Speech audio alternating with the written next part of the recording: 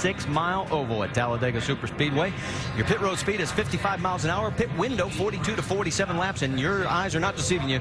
It's the highest bank of all NASCAR racing, 33 degrees. Had more than 100,000 spectators earlier today. A lot of those people have stuck around as the pace car pulls down onto pit road as we get ready for another thrilling race as we're about to go for 312 miles here at Talladega Superspeedway. And the NASCAR Nationwide Series is now green.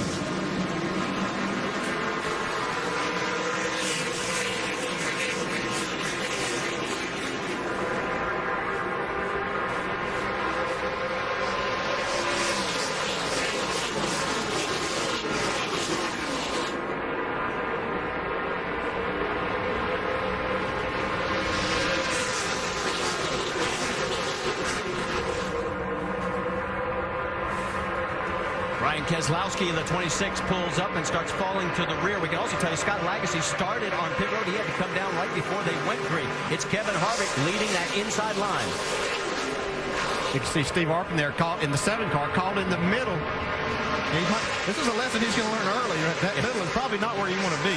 Welcome to NASCAR, son. You're supposed to be following that 88 of Jamie McMurray, not in front of him. Well, at least he's getting some help there now. He's got a teammate that's willing to get up on his bumper and see if he can push him back and get him in a hole. Arpin in the 7, and yes, they've changed the paint scheme. First time it's been in the GoDaddy colors. All other races so far this year. Let's set it for you. There is Ricky Stenhouse Jr., one of those young guns we were talking about with not a lot of experience. He's in second. A little further back, James Buescher in the 98 of Paul Menard going side by side. Buescher clears him, so Menard going backwards.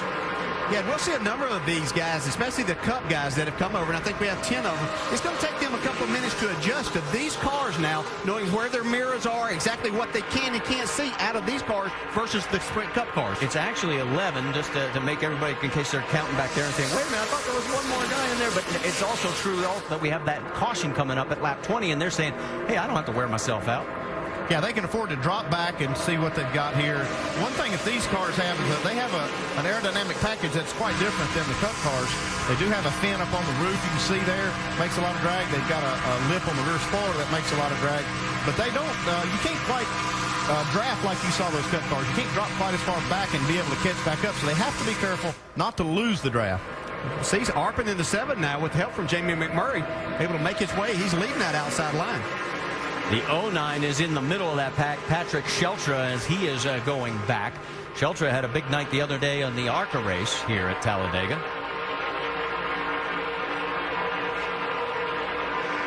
Coming back to complete lap number 3. It is Harvick, Stenhouse, Carl Edwards 3rd, and Shelby Howard in 4th.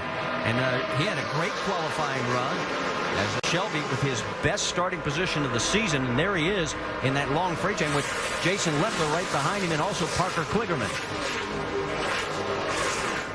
We're talking about a lot of guys there that, as you mentioned early on, that we haven't heard be up in the front of the starting order, and in particular the first part of these races. But you know, this is great experience for those guys to race around guys like Kevin Harvick, who just won a Cup race, and see what makes them different, what puts them up there in that position. Somebody sliding up the hill right there.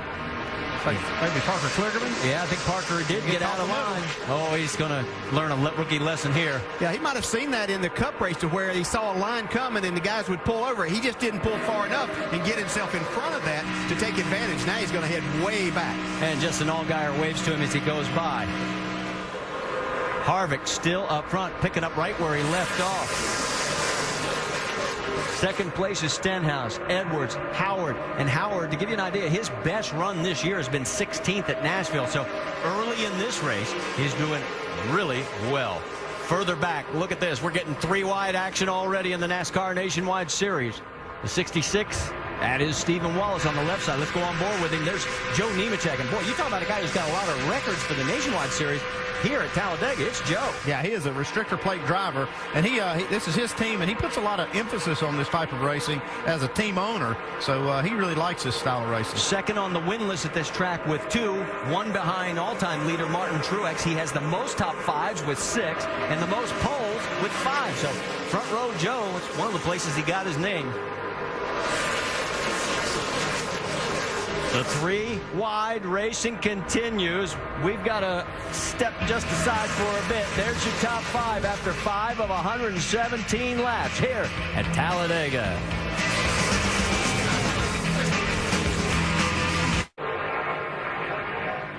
Welcome back to the NASCAR Nationwide Series at Talladega. Make sure to go to NASCAR.com for all your latest NASCAR information. And we've definitely got 2 lines of action going down around this 2.66-mile oval. On the inside, Kevin Harvick, and now Ricky Stenhouse right behind him. On the outside, you've got Carl Edwards and the 7 car of Arba. Now, just a few moments ago, while we were in break, watch the push. Yeah, Carl Edwards saw this group coming on the outside, so he pulls out to get the push, and it pays off for him. He gets the lead, getting by Harvick right here. The one thing you got to remember, and you mentioned it right at the beginning, these cars do not match up from rear bumper to front end. Well, they line up pretty good. They just don't line up quite as good as the Cup cars do, because they were designed to do that. They actually designed that car so those bumpers lined up perfectly. These cars line up okay, and now you see some real racing going on. Jamie McMurray now making it 3 wide, diving for that middle we were talking about. Dave, what's the latest on the 88? Well, he's picking up where he left off in that Cup race. He started 26, and he's all the way up to the front of the pack. When he finished at the front of the pack, you may have missed it right at the top of the show. Of course, you're obligated to go to the media center, talk to the media about where you, how you race, and he finished way up in the Cup race, 2nd place. So he had to go do all that. As they were starting engines, he was hustling to get to his race car and buckle himself in. Didn't appear to make any difference to him at all. He's racing to the front. See up on the high side here, the red and white car is Mike Wallace, who is tremendous drafter. You know, we talk about people that understand the draft. This is one of the guys that understands it better than anybody else in this race. Yeah, you have to understand that this team, this 0-1 team, Johnny Davis, they don't have the money that these Cup teams do. They don't have the kind of financing. So, oh, man, look at this drafting going on. And that's an example of how it doesn't match up. He started to get underneath him. Yeah, instead of just pushing them forward, it lifts the rear of the car up a little bit and makes the cars really loose. So Allgaier backs out of it just enough to let Mike get control. And right in front of him is the 22, and that is Allgaier's teammate, Brad Keselowski. And Keselowski did not have a good run in the Cup race. Well, back to what I was saying earlier about money, that's one of the things about this big racetrack and all this drafting. It's a big equalizer. There's a lot of guys that really feel like they've got a chance to win this race. Mike Wallace really feels like he can win this one. Look at the 88. McMurray tucked up right underneath Carl Edwards, trying to put the pressure on race leader Kevin Harvick. Harvick still has Stenhouse right behind him. Look at the push. They have moved into the lead. Now, I didn't think we'd see this kind of phenomenon going on with the 2 cars like we saw with the Cup car, but there's a little of it right there. Yeah, you can do it, but I was told by these guys that even though you can do it here, you can do it for a shorter period of time. There's not as much opening there. These cars, for some reason, don't get the air, and they run hot much quicker. Did you notice that 7 car Steve Harper's looking around saying, what happened to all my escorts? My help. They left me. Welcome to NASCAR, rookie. So far, he was running in the ARCA race also. Patrick Sheltra finished 2nd in that race a couple of days ago. And the 7 of Steve Arbin was running in the top 5, but he got spun, got loosed, crashed on the last lap. There's your top 5 right now after 12 of 117.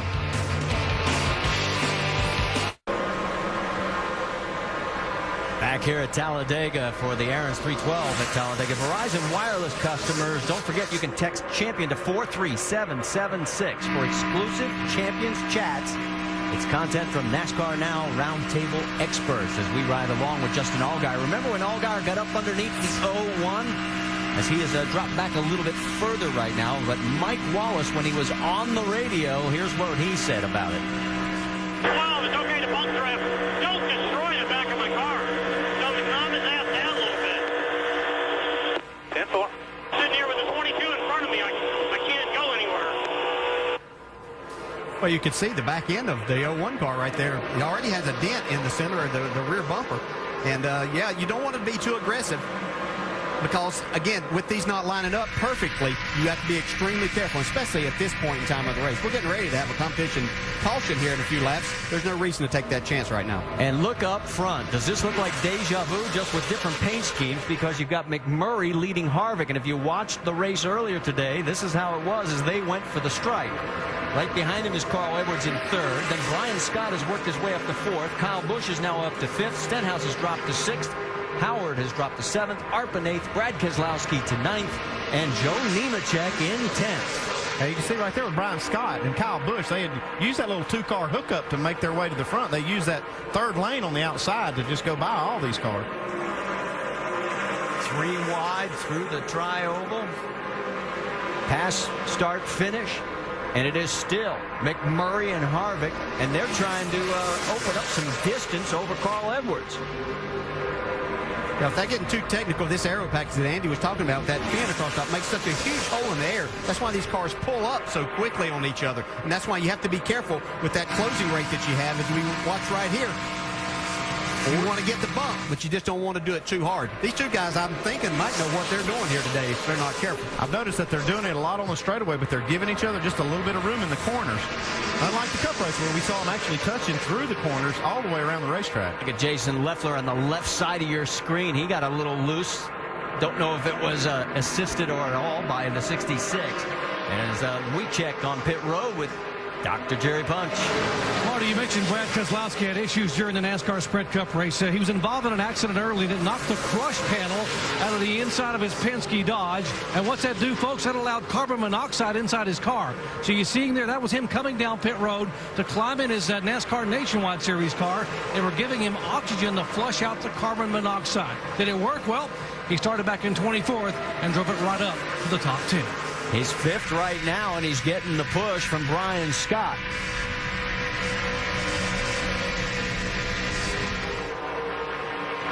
Carl Edwards has got Ricky Stenhouse. Boy, Stenhouse is looking a little loose right behind him in the 6th there.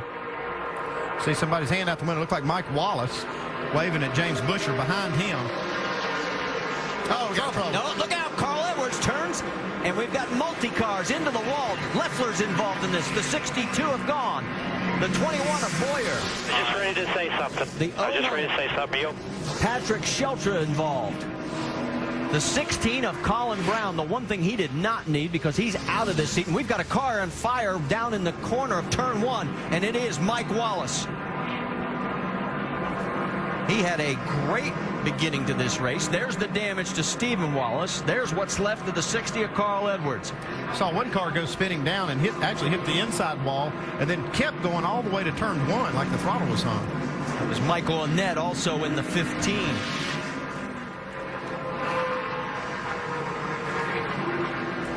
This is where you don't bump draft right here. And you can see Carl Edwards got hit in the rear right there. Oh, my goodness. He got hit by a lot of cars here. So it turns into a huge crash. It goes back to a little bit of the inexperience that we're talking about. There are just places on this with these bumpers not line up. You see he just lifted the rear wheels off the ground. Well, Stenhouse was excused from last week's team meeting. I'm not sure he's going to be excused from this week's.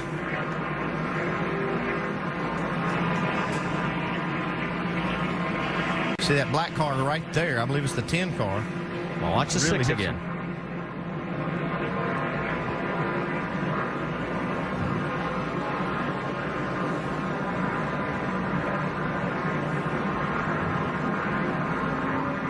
Just so many cars spinning, it's hard to follow each one. Still 2 by 2, no holes. See anything, Phil? Yeah, it's just something that you can't do right there. That tri-oval's a turn. Yeah, your car's already light through there anyway. See, Carl's got his hands off the wheel. He knows he's going to get hit. And you saw how many times it snapped back left, then right. The garage. Keeps you from breaking a thumb or worse, a wrist. All right, so we will sort out all the damage. We mentioned Colin Brown. He was in the doghouse after last week at Texas, and he is out of the ride for the next 2 races. We'll talk more about all this when we come back to Talladega.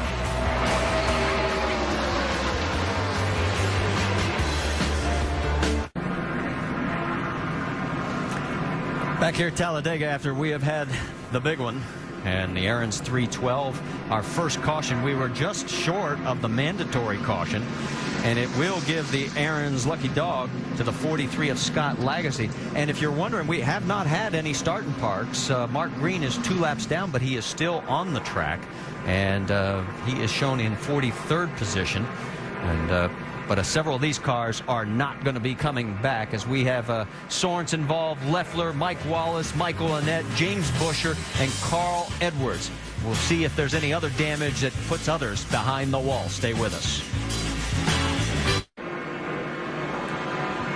At least 6 cars involved in this big one here at the Aaron's 312, as they are shown as off the racetrack. There is James Busher, as he's on the hook.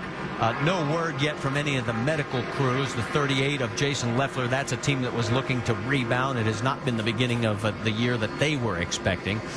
And also involved Reed Sorensen, Mike Wallace, Michael Annett, and that is what's left of Reed Sorensen's car. And his car, we noticed on the replay, took a severe hit into the right side wall. He hit the outside wall really hard and then went down to the inside, a long way down to the inside, hit the inside wall, and actually carried on some speed even down into turn 1.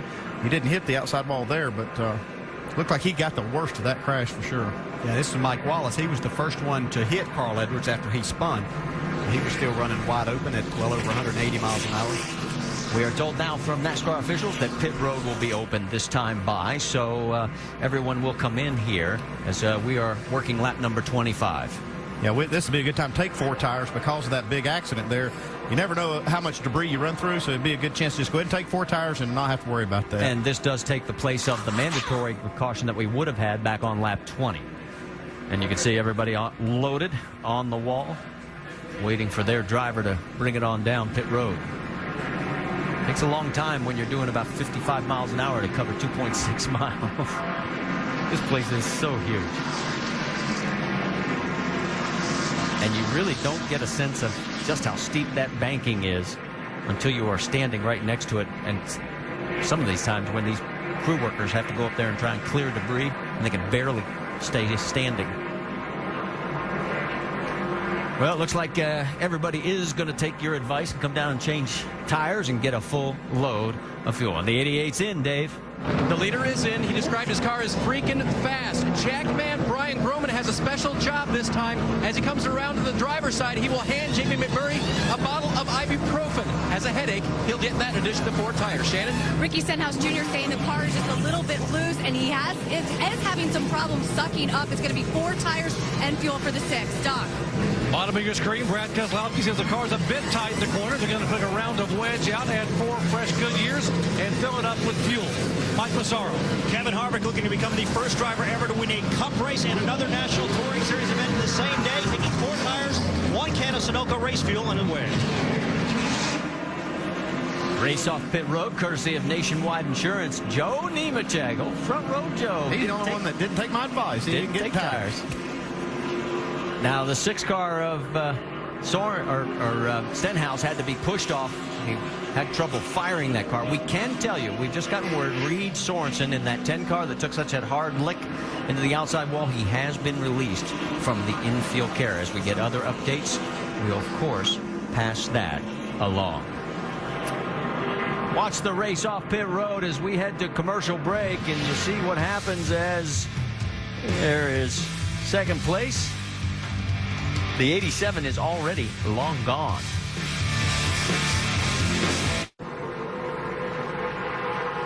Back here at Talladega, let's reset it for you. It's Kevin Harvick, Kyle Busch, Jamie McMurray, Brad Keselowski, Steve Arpin, and Joey Logano. That is your top 6, as it looks like the lights are out on the pace car. And let's listen on the radio. Remember earlier Dave Burns reported he was talking about a headache? Here's the conversation again. I don't know if you guys can do it or not, but you can give me like some aspirin or something like that if you got anything. Got a really bad headache. And there they did deliver the aspirin. He continued around under caution and managed to pop a few. We did not go green, and they're going to hold Carl Edwards. They got him back out, and he's going to get penalized because he drove up pit road backwards when that caution first came out. Yeah, that's a no-no. That's against the procedure. You can imagine why they have that rule. So come back down pit road. They're going to hold us 1 lap. So for Carl, well, he's already 6 laps down, so chances of winning this race. And I'm sure he probably thought after getting bounced around in there, he wasn't going to be back out for a long time. He probably wasn't sure he was going anyway. Yeah, actually, I'm surprised how quickly they did get that car out. And we can also tell you now that James Buescher has been released. So has Michael Annett, Jason Leffler, and we already reported Reed Sorensen. We also should tell you the 66 of Stephen Wallace is now behind the wall as the damage is there. And I guess his broken foot is probably sore again. Kevin Harvick, of course, the race leader and the race winner earlier today in Sprint Cup action. We eavesdropped on his radio just a little while ago. Kevin, if you ever get in a spot where you start hitting the chip, the box B's got 200 RPM higher chip in it. Do you want to save that for the end? I will need it because we're sitting around waiting about 75.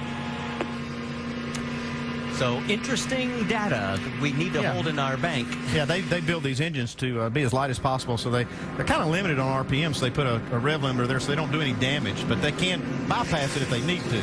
Let's clarify one thing. Kevin can become the first to win both a Sprint Cup and a Nationwide Series race in the same day. Kyle Busch won a Camping World Truck race and a nationwide race out in California a couple of years ago. So it was February of 2009. In fact, it was just seemed like 2 years ago, but actually just a little over a year ago. So that's the only other time that it has happened, but it's never been done with Sprint Cup and Nationwide. Lights are out on the pace car, and it looks like this time by we might get to go back to green flag racing as we have completed 27, almost 28 of the scheduled 117 laps. Pace car has pulled down on pit road. They'll come through the tri-oval. Look for the little white lines to the right there. That's where they can start accelerating. And right there, and green flag is out. And we're back to racing here at Talladega.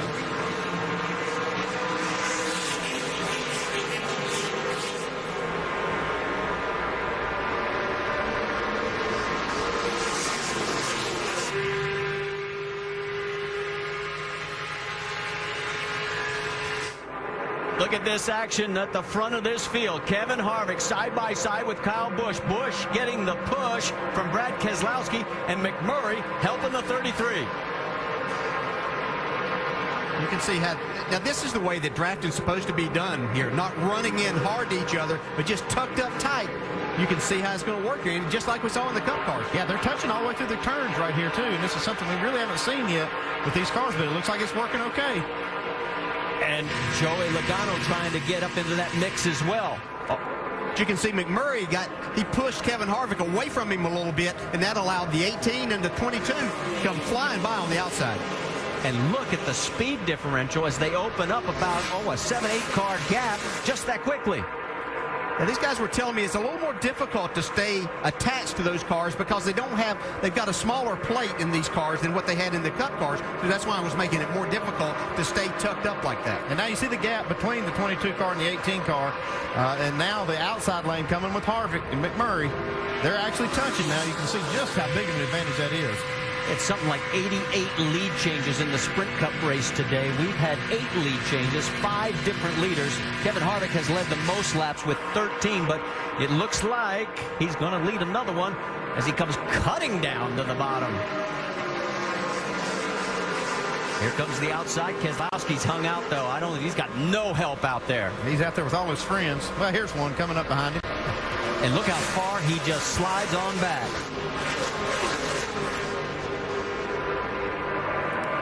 Looked like it was Shelby Howard that tucked up underneath him there. 3 wide, a little bit further back. That's Brendan Gaughan in the 62. On the high side is Patrick Sheltra. Here we go with the battle for the race lead. Jamie McMurray gets underneath the 33, and now Harvick is hung out. And here comes the parade. He's got a bird's eye view of everybody going by him. He needs some help. He's either got to tuck in or he's got to find some friends. He tried to tuck in. Yeah, but the 32 of Brian Vickers said, no, I've seen this act. I ain't going to let you. And look at this. Look how far he is sliding. Yeah, that's where you have to get over here and get some side draft to slow one of those cars down a little bit, and then that will help somebody get behind you and hopefully open up a hole for you. He has dropped back and still sinking. He is back to 13th. Finally, he's got Trevor Bayne behind him, and he ducks back into line. But it's now up front with Jamie McMurray, Kyle Busch, Joey Logano, young Brian Scott, and Paul Menard. That's your top 5. And you were speaking of Trevor Bayne there. He's done a nice job coming from back in the pack, starting well back in the 30s and up to 15th now. So he's getting a good lesson here, learning a lot, but also running very well. The 09 going around him on the outside. That's Patrick Sheltra, but Sheltra doesn't have enough help to make it last.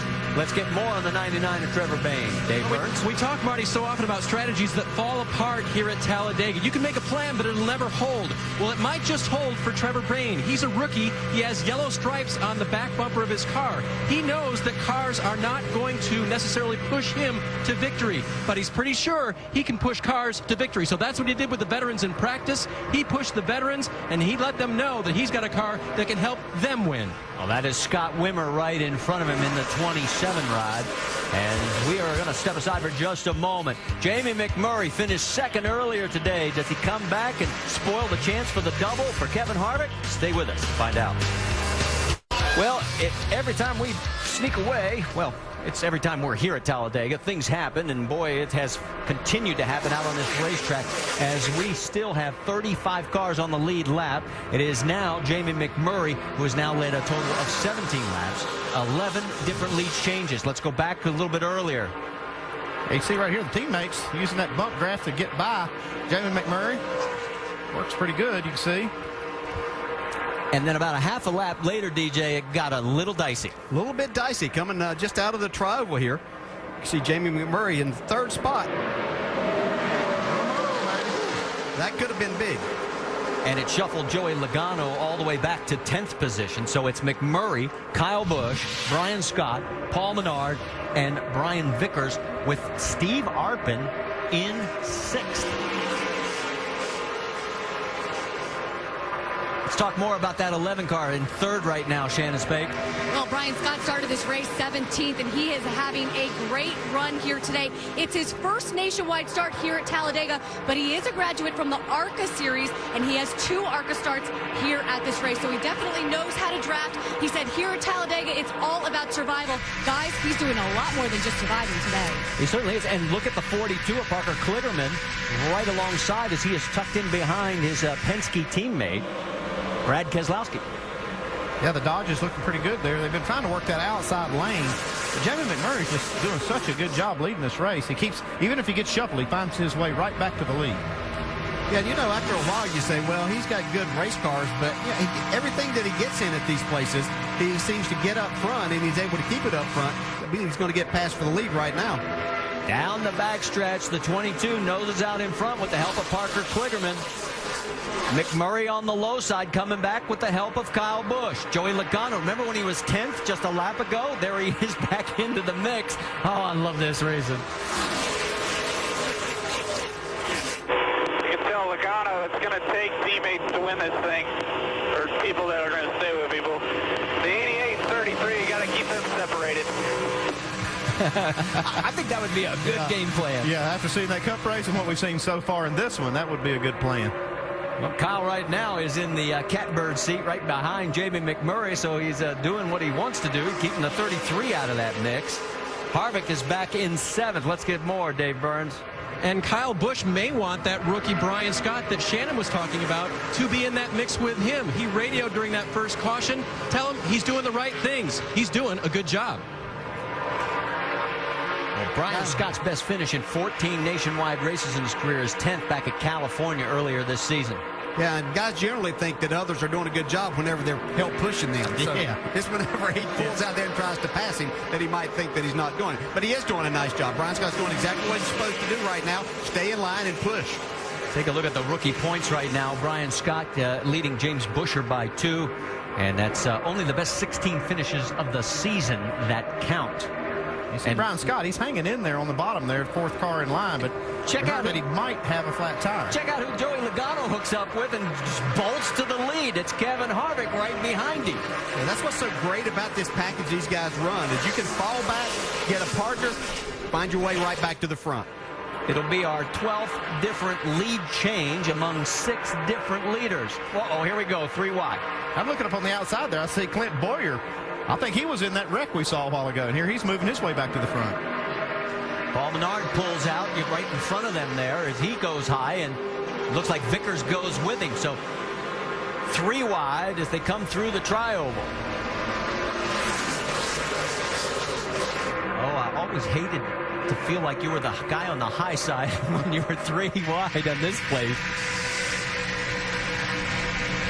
Yeah, especially when nobody's wanting to help you. That's the worst feeling in the world, is you're just up there and all these guys going by and there's nothing that you can do. But a lot of times, if you got the right guy to run with and you can get hooked up, you can get up on that outside and really go. See, now that's what Brad Keselowski's trying to do with Jamie McMurray now on his bumper. So it's Joey Logano, as he is our 7th different official leader across the stripe, and now 13 total lead changes here at the Aaron's 312 at Talladega. Here at Talladega Super Speedway, we now have McMurray, or actually I should say Brad Keselowski, up in front. He's got the 12 of Justin Allgaier, who has worked his way into this mix. Let's go back and show you how this happened during the break. Yeah, Jamie McMurray had worked his way back up to the front. You can see Brad Keselowski on the outside getting a push here from Joey Logano, who's getting a push from Justin Allgaier. And we mentioned this during the commercial break. All 3 of us are surprised at how much actual contact we're seeing with these guys bump drafting. Go! Look out! Now, Carl was being swallowed up by the field because he was 7 laps down. Over there. Just hold it down, lock it down, lock it down. They sucked us around, Drew. Yeah, that's all what it right, looked crank like. it up here. And the caution is out, our 2nd caution. It looked like he just got sucked around by the air of those cars going by. Well, remember, he's got a lot of damage in the back of that car, so the aerodynamics of that thing are, shall we say, less than ideal. There's what I mean. Yeah, and I would have to think that maybe possibly the rear end would even be out of kilter a little bit. Yeah, he's probably knocked it around a little bit. Now you see that right rear tire flat. I don't know if he had that tire going down before. Yeah. Well, this has not been the kind of day that Carl Edwards has wanted. Take another look at it. Watch the 60. He's at the left of your screen. Oh, he had a flat tire there. He had a flat. Oh, that's a bad time to get it right in front of the whole pack. Yeah, that could have been a lot worse. Did a nice job. Let's go on board with Carl. Listen. 5 back. They're going to swallow you here. Just keep it tight. We just spun over there. Just hold it down, lock it down, lock it down. They sucked us around, Drew. All right, crank it up here. Well, a couple of laps before that, watch the 18 of Kyle Busch, and you're saying, wait a minute, the yellow's out of bounds? He had a problem. Yeah, I think his engine was running hot. He just needed some air to the grill immediately, so he just pulls down out of the way, lets the field go.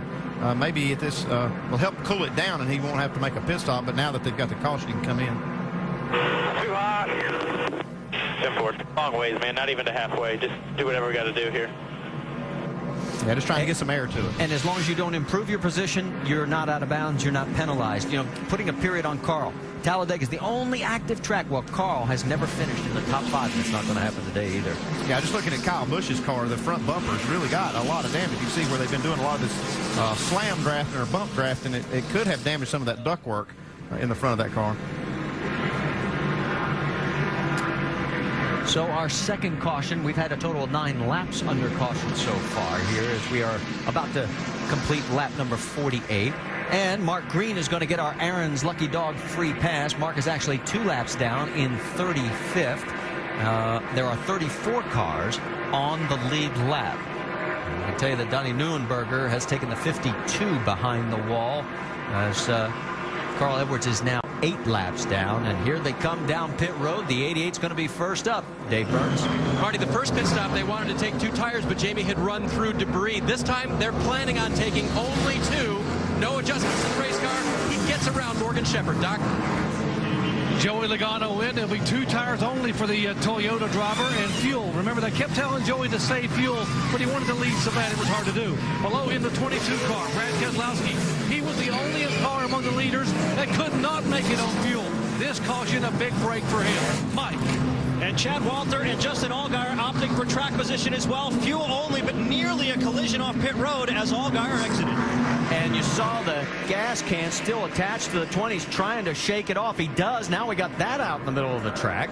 So everybody will have to dodge that. And there'll be a penalty for the 20. And whew, there's a lot going on down there. We did see some contact for sure there on pit road. Yeah, with Justin Allgaier. Let's go back. Here it is. It's like Scott Lagacy and he come together. You can see trying to get fuel, get out. There's Lagacy trying to get into his stall. Yeah, it doesn't look like much, but that'll be kind of significant right there. Yeah, I don't see any damage right there on that fender where I was see where it pushed it in a little bit. You can see the tire then. And then Brian Scott gets a little pinch there from both sides. As looks like everybody did manage to squeeze through there. We'll keep an eye on the 12 to see if they have any damage that they're going to have to repair. Also on the 43 of Lagacy. There is your race off pit road with the 88 beating Brad Keselowski. And oops, I forgot to leave something back in the pit box. Welcome back to the NASCAR Nationwide Series here at Talladega. Make sure to go to NASCAR.com for all your latest NASCAR information. We're under our second caution and a number of penalties. The 88 of Jamie McMurray, along with the 32 of Brian Vickers, the 75 of Bobby Gerhart, all busted for speeding. So that's going to hurt their efforts. Let's get ready to go back to racing. Eric McClure has not pitted since lap 26, so he is shown as your race leader. He's chosen the inside line. Brad Keselowski, Paul Menard, Patrick Shelton, and then Scott Wimmer. That's your top 5 as we're back to green flag racing here at Talladega.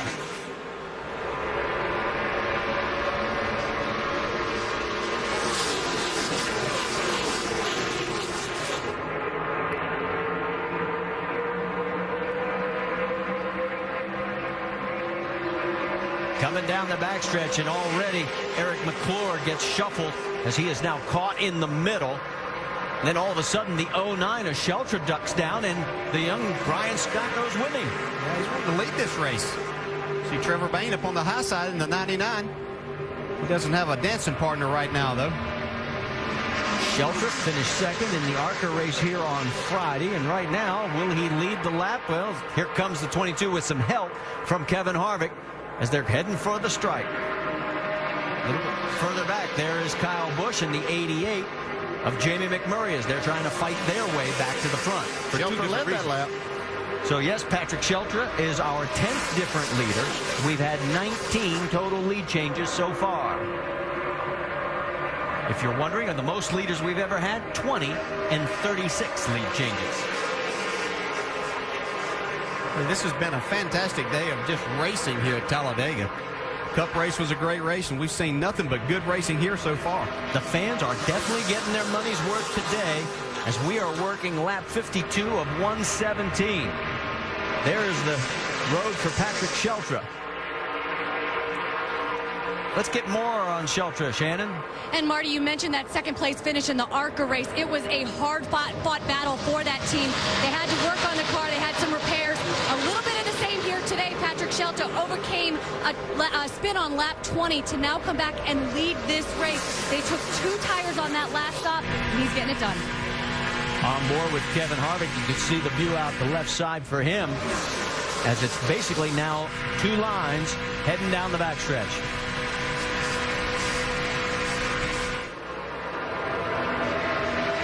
Shelton and young Brian Scott are saying, fellas, we're going to stay up here for a while. You're going to have to take it away from us. We're not going to give it up. Yeah, they both have fast cars. They've been up in the top 10 the majority of the race. Doing a nice job out front. See that Paul Menard in the 3rd spot. And that 3rd line has one of the Roush cars up there. But you also see in that outside lane, Jamie McMurray now trying to make his way back from that penalty on pit road. Yeah, McMurray's 3rd in that line. It looks like that is Stenhouse.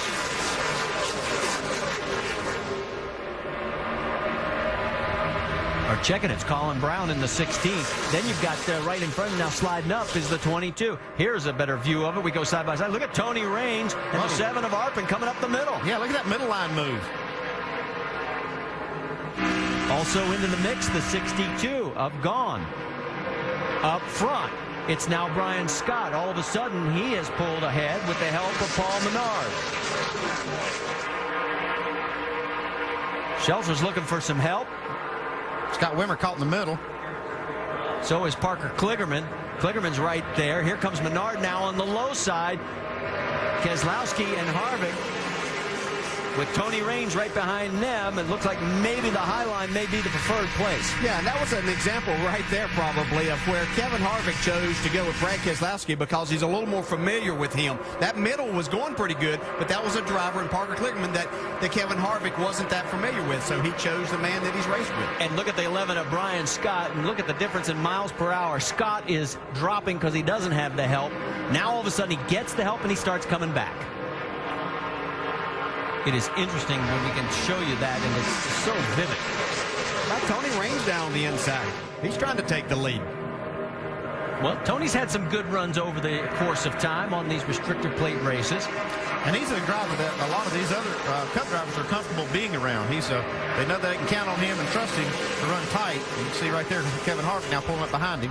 Now, remember when Kyle said we got to team up or we're going to be in trouble? Well, the 18 and the 20 are matched up.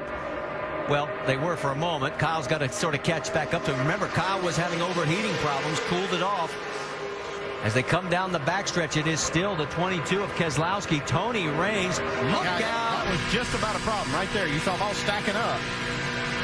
And now the problem is, where does Logano go? Because he went below the line. He cannot improve. Well, he did a good job right there to avoid a crash. He kind of just got out of the mix, and that kept the other cars from making contact. Yeah, and I think Tony Raines gave him a little bit of room there also, so that could have been a really bad situation as we're 4 wide through the trioval. Oh, and they hang Tony out. I mean, he is just going to get the old NASCAR Talladega shuffle right here. Nobody helps him, and he had done so well getting up into that number 2 spot. And look at it, still nobody. One is the loneliest. Whoa, number. Jamie McMurray just slots in right in front of Scott Wimmer. Yeah, that's what makes him so good at these tight places.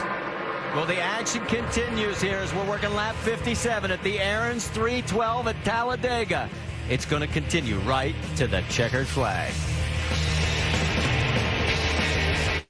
Well, let's talk a little bit about what's coming up. NASCAR Now will be on tomorrow at 5 p.m. Eastern on ESPN2. And then the next stop of the Nationwide Series, Friday, 7 Eastern on ESPN2 from Richmond. Now, next Saturday at 1:30 Eastern on ABC, it'll be the IZOD IndyCar Series at the Oval at Kansas.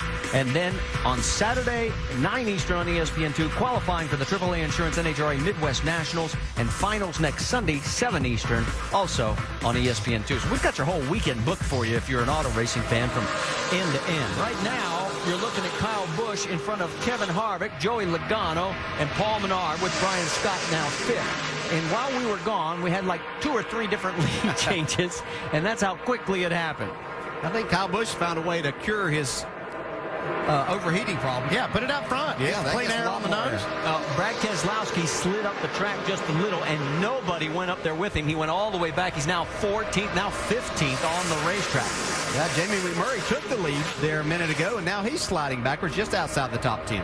See, right there in 6th spot, a former champion, Jeff Green, in that 40 car, having a great run. And we can tell you, everybody was saying there were no starting parks today. The cars that are out or off of this track are due to either mechanicals or from the crashes. Let's get more on the 18, Dave Burns. The interesting thing about that last pit stop was that they did not take on any tires. They made a slight adjustment, including taking tape off the grill to cool it down. You guys, of course, said that being out front will help that as well, but they had that problem partially fixed by removal of tape on that last run. They're running well now. Mike? Well, Dave, at the beginning of the broadcast, we talked about the challenges facing the double-duty drivers. The physical challenge, but most importantly, the mental challenge, wondering what everybody else is going to do. Well, as far as Kevin Harvick goes, you can tell he's focused just by listening to his radio. It has been very rare today that he's even keyed it. The only sound we really hear is from his spotter. He's just focusing on what he has to do. Well, talking to the guys after last week at Texas, they said it was the day after where they really felt drained. But I like what you talked about at the beginning of the broadcast, DJ, the fact that this is mentally intense because you're so close to each other lap after lap after lap. Yeah, this is just one of those races, the 2 races, you can't ever get away from the other cars. No matter how good your car is, you're always going to be there surrounded by other cars. And so it's just mentally taxing for you. And before the day's out, you hope that doesn't make you make a mistake. Clint Boyer in the 21, and they hook up together with McMurray and the 22 of Brad Keselowski as they are on the high side. Yeah, this will be a group to watch right here just to see how far they can carry this momentum. And Keselowski tucks in behind the rookie Arpin in his first nationwide race. And Arpin doing a fine job. That is back in 14th, 15th position. 3 wide heading into the corner.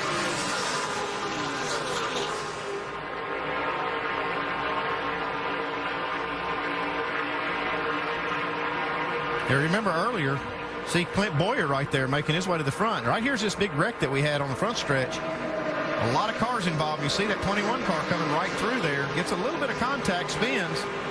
It doesn't do any damage, just barely missed Morgan Shepherd there. A total of 12 cars were involved in our one big crash so far today. Hopefully it's the last one. We told you that 6 of them never made it back out onto the racetrack. And there is Boyer right now as he is fighting his way back towards the front. He's shown in 19th position right behind the 22 of Keselowski. Yeah, you can see Colin Brown there in the 16 car. He's got a lot of damage from that accident on the right side of his car. Doing a nice job keeping it up inside the top 20. Well, he has to have a good run. I mean, he is under the gun right now with Jack Roush and the team.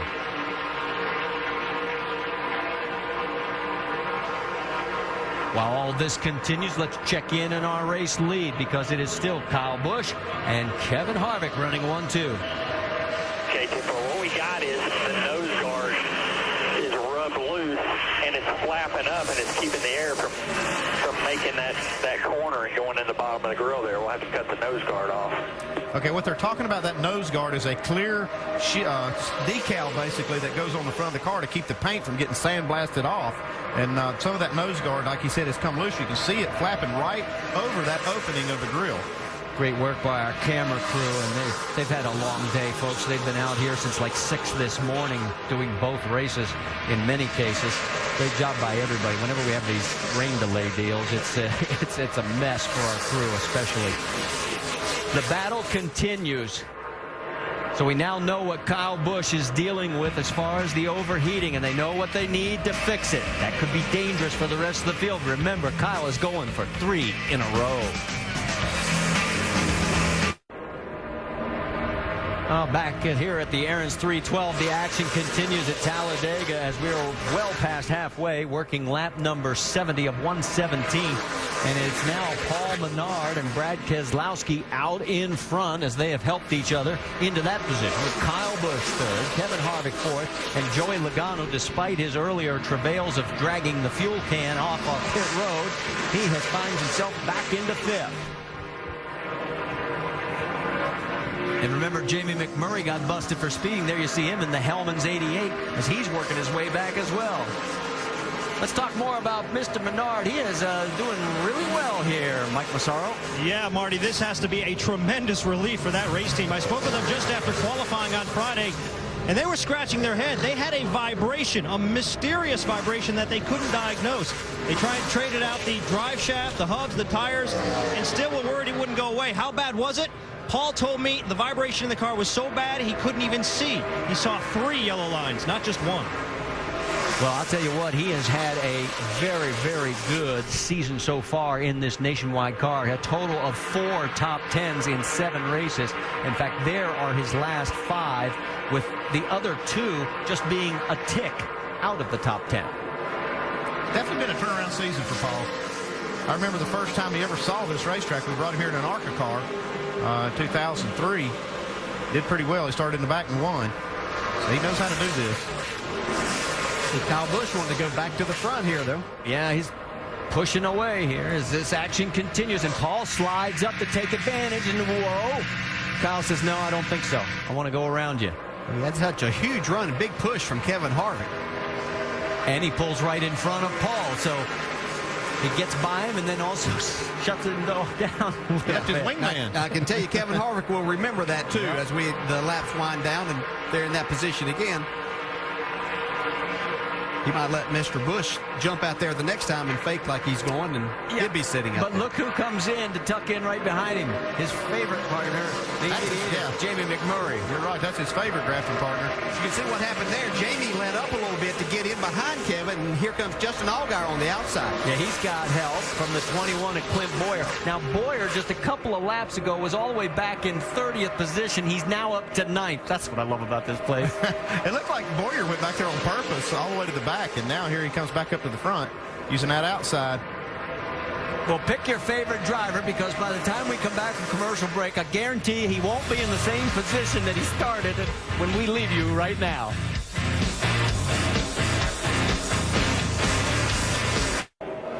All right, let's get caught up on what's happened so far with a 5-hour Energy Rapid recap, as Kevin Harvick is attempting to make history, winning both the Nationwide and Sprint Cup races in the same day. He's already won the Sprint Cup race. Let's go to lap number 20, because this is when we have the 12-car big one. 6 of them do not come back from this, including Mike Wallace, Michael Annett, Jason Leffler, Reed Sorensen, Stephen Wallace, all of them out. Others suffer a lot of damage, including Carl Edwards. In fact, right now, Carl Edwards could be out of the top 5 in points unless some things happen. This is Carl also on lap 47, as he has problems. He's already like 7-8 laps down at this point.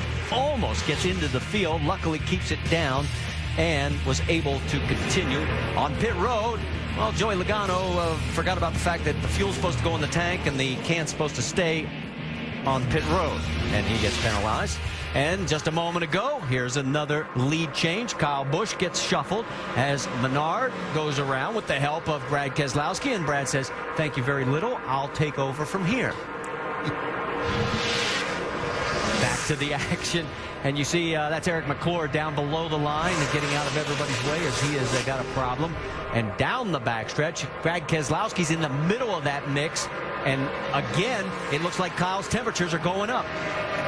I think maybe they have more of that problem. Going to have to get that piece cut away from there, Andy. Yeah, they are going to have to do that. They can't stand to run up behind anybody because of that. And it's going to really hamper his effort to try to win this thing if they don't fix it. Let's set it for you. It is Paul Menard with Joey Logano second, Brian Vickers third, Kevin Harvick fourth, Bain is fifth, and then McMurray is sixth. They're coming up on some slower traffic. That is Brian Keselowski. He ducks down below the line to let the freight train go by.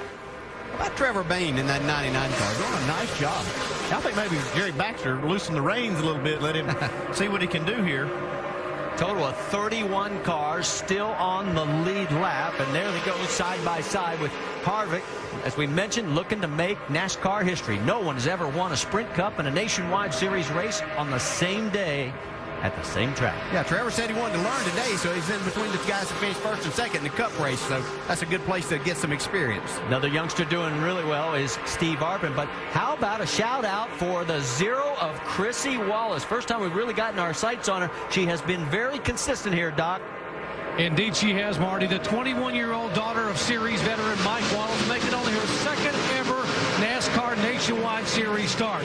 And give a call to her car owner, Johnny Davis. He went to Richard Childress Racing and bought a very good race car, a Clint Boyer car. Then he went and bought an ECR engine to give her the best shot to come here and run laps and get some experience. She responded with an 18th place qualifying run and is trying to just finish this race and get laps on a super speedway here in Nationwide competition. Good job for Chrissy. It certainly is. And back at Daytona, she qualified, and that car was a handful. We could see it all, and she was out very early in that race, finishing 43rd.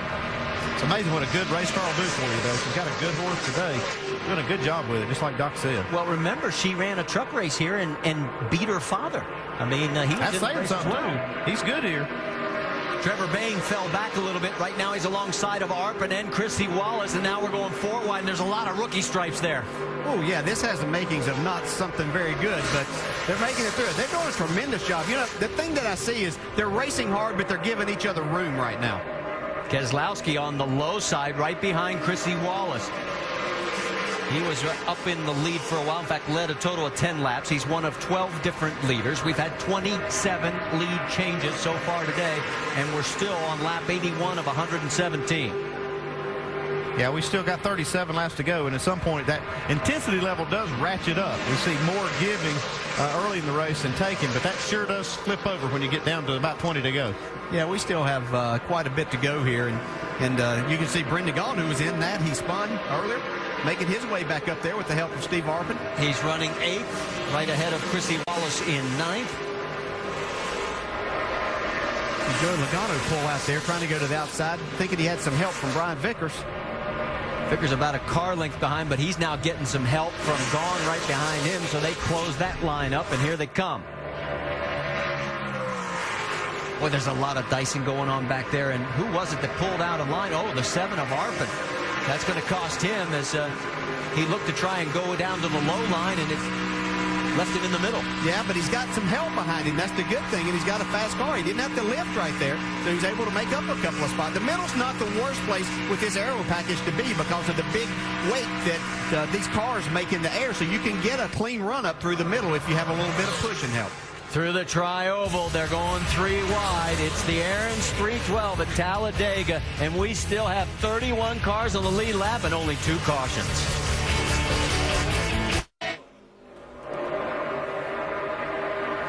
Back here at the Aaron's 312 at Talladega Super Speedway as we are working lap number 86, and for the first time today it is a freight train of about the first 10 or 11 cars, and it's led by Kevin Harvick, Jamie McMurray, Paul Menard, Parker Kligerman, and Joey Logano. That's your top 5, and you've got to go all the way back to almost like 17th, 18th place. We haven't seen this all day long.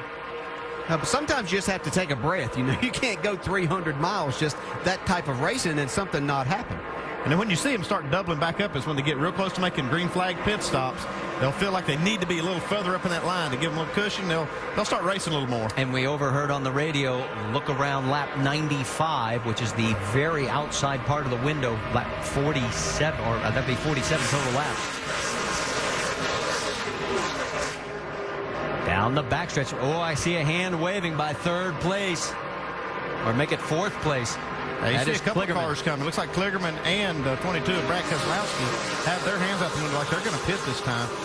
So obviously a few of these cars cannot make it to the... Well, we heard some cars say they could go 10 or 11 more laps, and that's some of the cars that get great mileage. The 88 car is one of those. See them now coming down pit road. The Dodges are the first on pit road. Single file at the line. Notice these are all Penske basic team cars, although the 42 is not officially a Team Penske car, but all 3 of them Dodges. That way they get back out on the track together. That's the plan anyway. Let's see how the pit stop goes. Yeah, don't forget to leave the fuel can behind. Doc?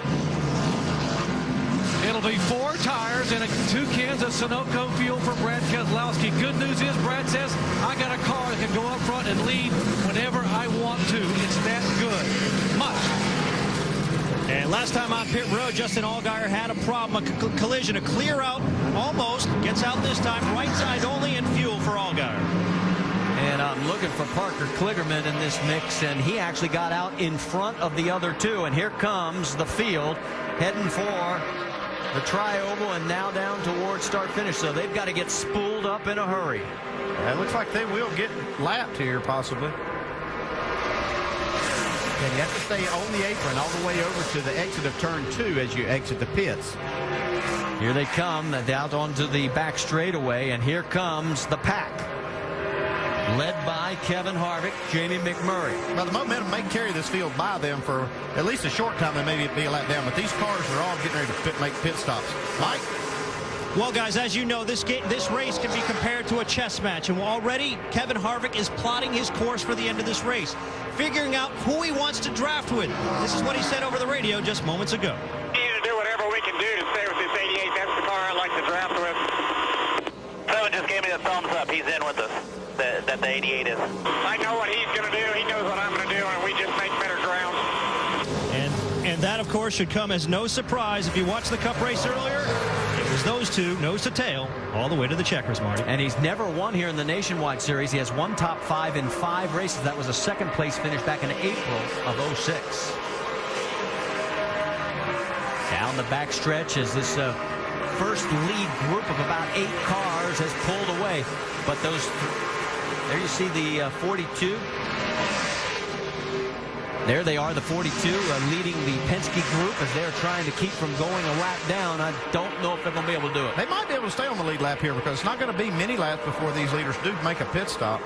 It's really important, though, to put yourself in the right position to make this stop. We saw in the Cup race earlier, Casey Kane got hung out. He was trying to make a green flag stop, and there was just no room for him to make the move to pit road. So you got to make sure you get your car in position. That's why you see the hands out the window waving so they can make sure they have a clear route on the pit road. It also wouldn't be a disaster because of the wave around rule, but we saw in the Cup race where some guys got burned by that because other cars stayed out and they were behind a race leader. That's not going to be the case here, though. If the caution comes out, you will see the leaders on pit road. As you can see, Harvick now going by this route, put him a lap down.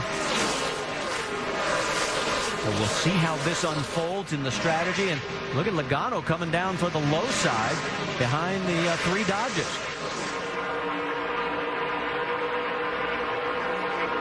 See if those Dodgers are able to stay right there. It could actually block those other cars from making a pit stop. They'll have to back off maybe and get behind them. It looks like Harvick's going to be able to clear. Well, he's got his favorite wingman with him right there in the 88 of Jamie McMurray. And, boy, Paul Menard is saying, look, I saw what you guys did earlier today. I'm going to tag along. Getting in 2 laps.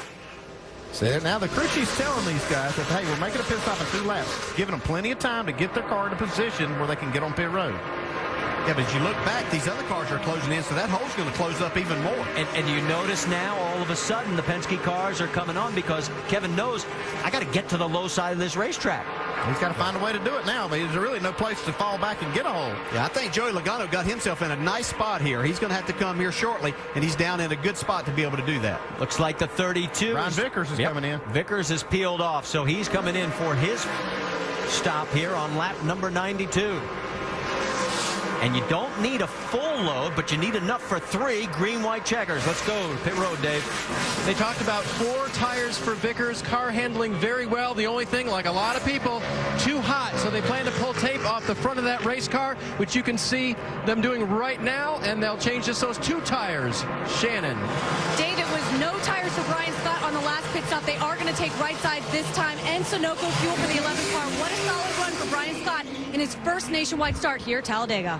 And on the right side of your screen, Kevin Harvick can't get down to pit road. Look at him. He is still boxed out by the line. He has wanted to come in. Okay, here all the leaders come, too. And he can't do it. He's going to make it. He's going to make it. Yep. He'd have been a sitting duck. Yeah, Kyle Busch got run into there, too. It almost caused a big accident. David? Jamie McMurray is in. He asked his crew to remind him where he got busted for speeding last time so he doesn't get it this time. He didn't slide the tires, so they'll just take 2, top it off with fuel. Trevor Bayne is in as well. He'll take 2, and he leaves. The 18 of Kyle Busch is in, fixing the front end of that car now for Kyle, trying to get it so that it doesn't overheat for Kyle Busch. He's gone too. Mike. Kevin Harvick finally able to squeeze onto pit road, makes his way to his stall, right sides only, and he's away. And you saw the damage on the 18 of Kyle Busch, so this could be extremely important because of the aerodynamic situation. Yeah, I think this is going to hurt him. He's got a lot of damage to that right rear. Not only that, it's going to be flapping out there. Yeah, he could even get black flag if that gets too loose. And NASCAR thinks it's a problem. Brendan Gaughan, he was the race leader as he stayed out an extra lap. You see Morgan Shepherd in as well. David? And the 62 of Brendan Gaughan is in. They talked about this looks like fuel only, but they don't have it full of fuel yet. And he hit the line there. We'll have to see if NASCAR calls him for being on the line while they were fueling. Steve Arpin now on pit road, and like most others on pit road, he's electing to take right sides only, trying to keep that track position. A little slow getting out of his box, but finally he's away. Yeah, but this young rookie has shown everybody an awful lot here in his first nationwide race, and he hooks up with the 27 on the way back out. Now, Robert Richardson has stayed out. He is shown as your race leader. Got word now that Arpin has made his first mistake. Too fast entering pit road. Also, the 62 of Brendan Gaughan got caught for speeding. And here comes Richardson, who has now fought his way with 3 top 20 finishes into the top 30 in owner points. And there is Kyle Busch with that damage. Yeah, you see some smoke coming from the car now. Right side tires that get Come in and work on it. All right, let's go back and show you what happened to Kyle. Keep an eye on the 18. Right in the middle of your screen. Boom. Oh, yeah, he got hit hard. See, he was up in that lane. Looked like he was going to stay on the track. At the last second, he decided to come down pit road, and the car behind him didn't realize that. So that's the damage, and now Kyle's quest for 3 straight races in a row is in serious jeopardy. He won the last 2, but it doesn't look like he will win this one unless he gets some big help. Get it off his right side tires and get it off the David? wheel. They're going to bring it back down. Man, that is a lot of damage. They're going to put a big piece of Bear Bond on there and change that right rear tire because it's been rubbing. Here it comes off the car right now. If I can get Rusty to turn just to his right a little bit, you see the damage on that tire right next to the wall. And it's got the cord. It's all the way down to the cords on that tire right now. And disappointing for them. Last year, they got in a wreck late in the race, came back to finish 10th. But this is probably going to put them a lap down if they're not careful. Well, he's never won here at Talladega. His best finish was 3rd back in 2006, and it was the 09 of Patrick Sheltra that got into him as he made that move towards pit road. And you can see he is definitely going to go a lap down with only 21 to go. This time by Harvick in front. All right, let's get you caught up on what's going to happen on the calendar. We've got NASCAR Now tomorrow at 5 p.m. Eastern on ESPN2. And then the Nationwide Series Friday night, 7 Eastern on ESPN2. The IndyCar Series will be on Saturday afternoon at 1:30 Eastern from Kansas. The Eyes On IndyCar Series will be on ABC that next week. And the AAA Insurance NHRA Midwest Nationals qualifying next Saturday at 9 Eastern. And the final Sunday at 7 Eastern, both of those on ESPN2. On board right now, the 32 of Brian Vickers, and Vickers running in 7th position. You can hear him working that throttle a little bit so he can stay in that position there and not get into the back of the car in front of him, which is Jeff Green, too hard in the corners. Still have a total of 28 cars on the lead lap, and now everybody is cycled through on pit stop. So it's Harvick, Boyer now in 2nd, McMurray 3rd, Scott Wimmers put the 27 in 4th, Trevor Bayne in 5th, and Jeff Green in 6th. A great run for the 40 team. All right, Dale, this is 17 laps to go, and the chess game is starting. Where do you want to be here? I want to be out front. I mean, that might sound like the simple answer, but I think with this aero package, I think that you can control how things go, and I want to be the guy leading the race and controlling everything. Look at the top side. Kligerman getting a push from Brad Keselowski. The 2 Dodges trying to move their way to the front. They're making pretty good time right there on the outside. I'm telling you, Brad Keselowski is one of the best at pushing somebody, although he is getting Kligerman pretty loose in that throttle. They are going to the front, though. I think Kligerman's eyes are as big as saucers right now. Let's get more on the 42. Shannon? Guys, when Parker Kligerman was a little boy, he slept with his arm around a model car rather than a teddy bear. So you know he is living out a childhood dream right now. And on the racetrack, the car is great. He used the word perfect to describe it earlier in the run. He's on 2 tires right now. Great run for Parker Kligerman. There you can see his cycle as the laps continue to wind down. And here we go. Coming. 3 high. Tony Raines getting back into the mix. Remember when he got shuffled all the way back to the back of the pack? Well, he's got Logano behind him right now.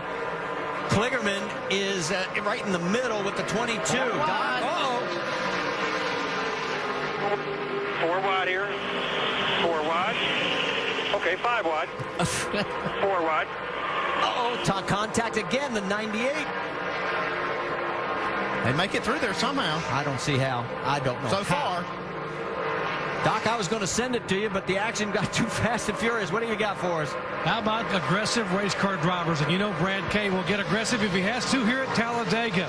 When he won 4 races a year ago, he was not leading with 10 to go in any of those races. He actually drove it as a great closer. And a year ago, when he won his very first NASCAR Sprint Cup race, we all know what happened. He wasn't leading 500 yards from the checkered flag, but he won it. And just go back to today's first race. Kevin Harvick only led 2 laps. Number 5 and number 200. Yeah. And the most important one. That's right. The last one. The one they pay the most money for. And Harvick trying to make NASCAR history. No drivers ever won the nationwide race and the Sprint Cup race in the same day at the same track. And he has a chance to do it because he is well out in front right now. You can see in our shot there that Keselowski got out from behind the 42 of Kligerman. Made a hole there. get himself down on the inside. I think Brad saw that they'd gone as far as that they were going to go as a twosome right there, and he needed to get himself in a better position. That's Brian Keselowski on the high side. He's several laps down. That's why he's staying up there, letting the freight train go on by. And you're right. I think Kligerman just wants to stay with Keselowski. He knows that's his best chance for a good finish. These cars are dancing all over. They're getting a little bit more intense with their bump drafting. And you have to think that even though tires usually aren't a concern here, a lot of these guys didn't put on any tires, and the most anybody got was 2 tires. Well, Kligerman is a 5th nationwide race, and he finished 7th here in an 09 ARCA race. He knows how to get around this track.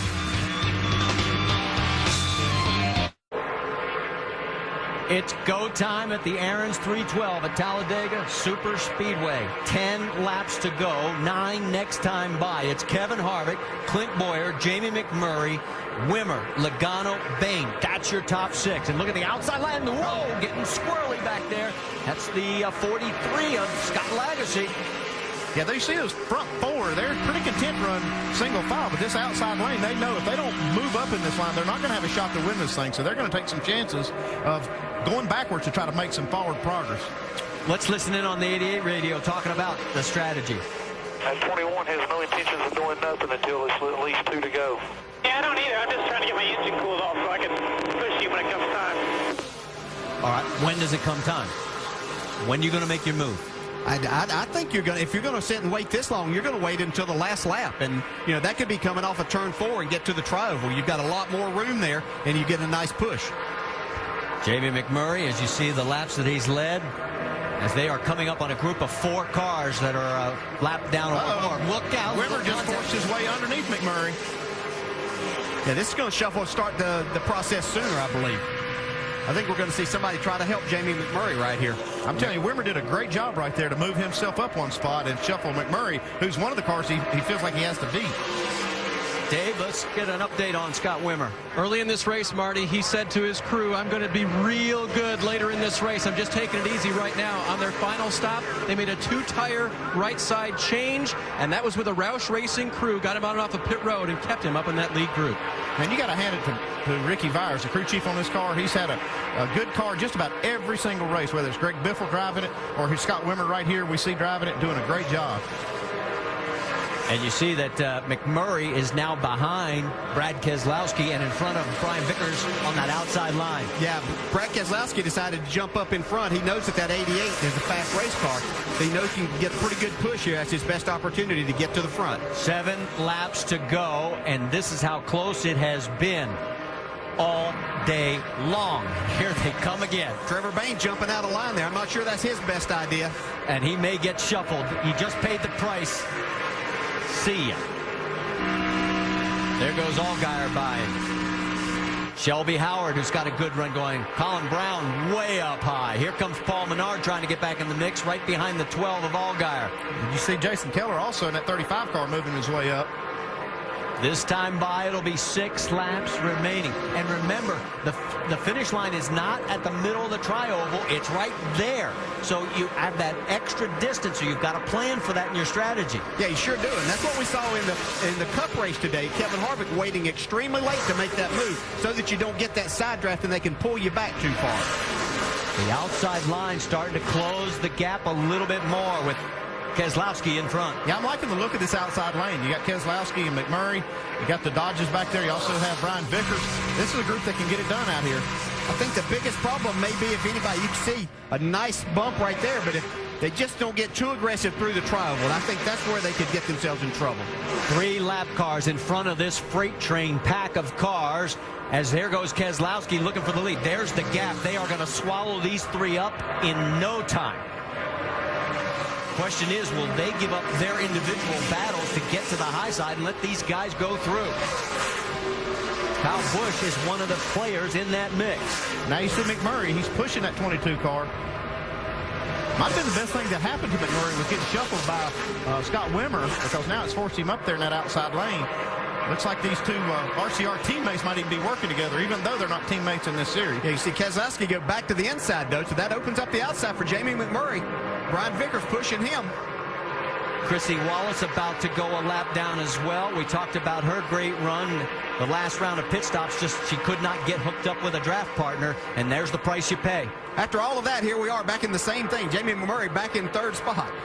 Yeah, for now, he's looking for more.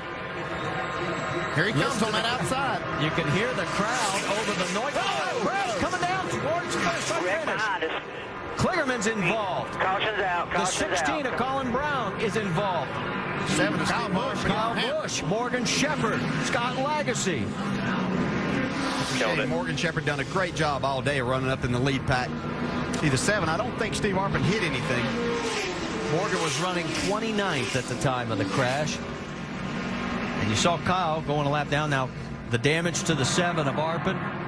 Arpin had been running in the top 15 all day long. Kyle Busch is actually a couple laps down right there. I don't know how he's getting swallowed up by this group. So it looks like, with all the damage, there is Kyle Busch's. He went up and sort of looked like he just went by the 16. I don't know if there was any contact. Let's take a look here. You can see the 18s back here. He'd gotten out of the way of this group. Yeah, there's a little contact That's right Steve there. Arpin with the 16 of Colin Brown. Yeah.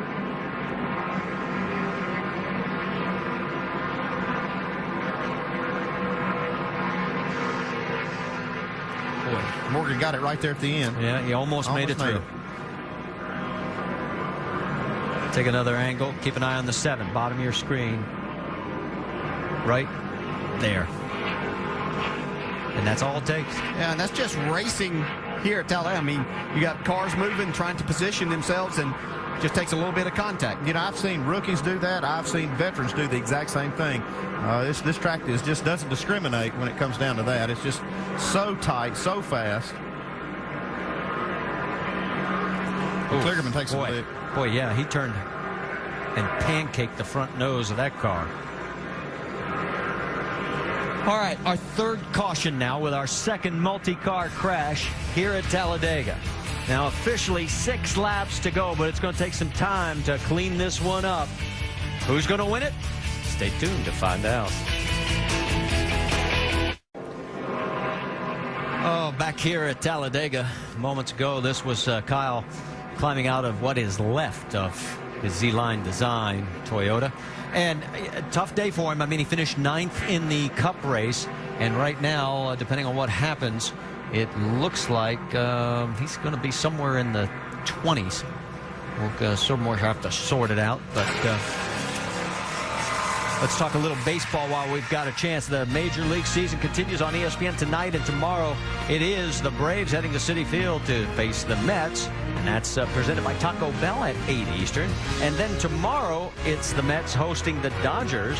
Monday Night Baseball presented by Sears Lawn & Garden. That's at 7 Eastern. It's baseball on ESPN and ESPN3.com tonight and tomorrow.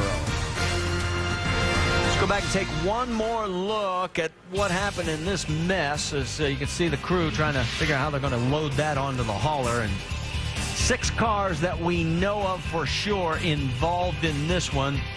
See if any of them can get back out for what looks like it will be another green-white checkered finish.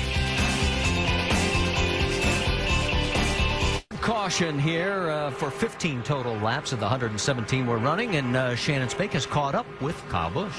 A long day for your defending champion. What happened out there, Kyle? Just got behind. You know, we just had a mismanaged day. We had started overheating, and we were good up front. We were leading, we were fine, but anytime we got back in traffic at all, we just had to go back and get out of anybody's way, not overheat. So we got back there, and then we had to come to pit road for our final stop there. And I don't know who ran over me from behind, but I got run over coming to pit road and put the right rear quarter panel on the right rear tire, and then it started rubbing. We had to come in and get it away, otherwise we were going to blow a tire. And just, you know, unfortunate, just a mismanaged day. And there at the wreck, I missed everything, was down at the bottom, and then there's grass coming up and 2 other cars spinning, wrecking on the bottom in front of me. So I turn up to go back up towards the racetrack, and somebody just comes out of nowhere and just broadsides me on the door. But I guess you'll have that. Kyle Busch, long day, over 800 miles for some of these guys here today, guys. Well, and Kyle brings up a great point here. I mean, one problem, the overheating problem, ends up a chain reaction that leads to this. That's exactly right. I used to preach that to my guys. You know, a mistake on pit road can start a chain of events like that and cost you a good finish, and that's what happened there. Just one little thing there is getting to pit road, a car hits him, and then everything just tumbles from there. I even go back even further to the overheating problem, yep. But, you know, that was actually a product of some of this bump drafting we're seeing. It knocked some of that stuff loose and started causing the car to overheat. All right, we had our first 3 full green-white checkers in NASCAR history earlier today. We're going to have our first attempt today here in the nationwide race. It is Kevin Harvick on the low side, McMurray, Boyer, Vickers, Brad Keselowski, and Menard, your top 6 as we go green. Billy, can you explain to Clint or Dylan to explain to Clint exactly how we did that in the last race? That's what he needs to do. I told him earlier with about 15 to go, 18 to go. I was like, you guys want to make a move now? Go ahead. We're good with it. So that is Harvick's radio and the conversation, and there is Clint coming, and there's McMurray saying, whoa, I thought I was your dance partner. It looks like Clint was paying attention because he's doing just exactly what Harvick wanted him to do, and that's put that bumper right to him, try to get him out front here, and then he'll have his shot at winning. Yeah, Jay McMurray had a good run there, and he got a nice push from Brian Vickers, but he pushed him too far. Here we go, 3 wide. And for second, look out. Here they go. The 88 on the high side getting the push from Vickers. Here comes Harvick saying, I remember this guy. I'll dance with him. Yeah, but don't forget about Boyer on the bottom there. Vickers right behind him. Boyer now has the 27 as his partner, and Scott Wimmer. White flag. White flag. Here we go. Harvick in front. Can he make NASCAR history and win both ends of a nationwide Sprint Cup doubleheader in one day? He's going to have to fight them off from both sides right here. He's got cars coming each way. Here comes McMurray with a head of steam. McMurray, oh, look out, little contact with a 32. McMurray says, hey, I was in front the last time. You took it away from me earlier today. He's going to try and take it away from you. He's hung in the middle. Here he goes, Keselowski. Got trouble now. Keselowski's got let go on the high side. Look out, they're going to go around. McMurray. Stay behind. Oh, big crash. Oh, and up into the wall.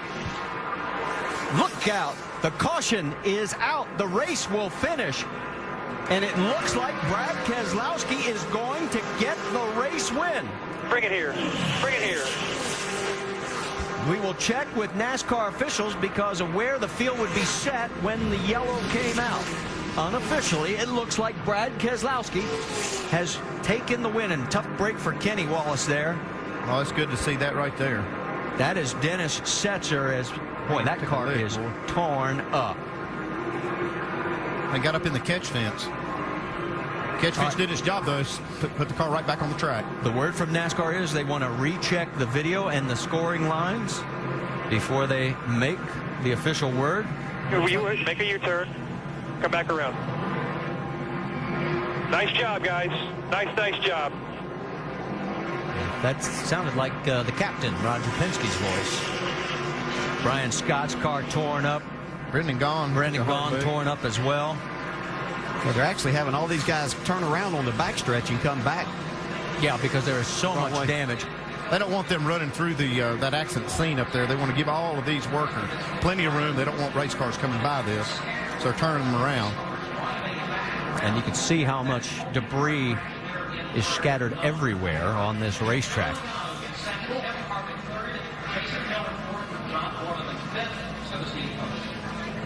Let's go back and take another look and see what happened. See McMurray trying to get in line right here, right behind Harvick. Just not enough room. Yeah, and he had to check up for just a second because he was on the right rear quarter of Kevin Harvick. And then once he goes around, the chaos begins. Look at Setzer. Wow. Good to see him get out of that car, but that catch fence does its job. Well, and remember, they raised the catch fence after last year's race here.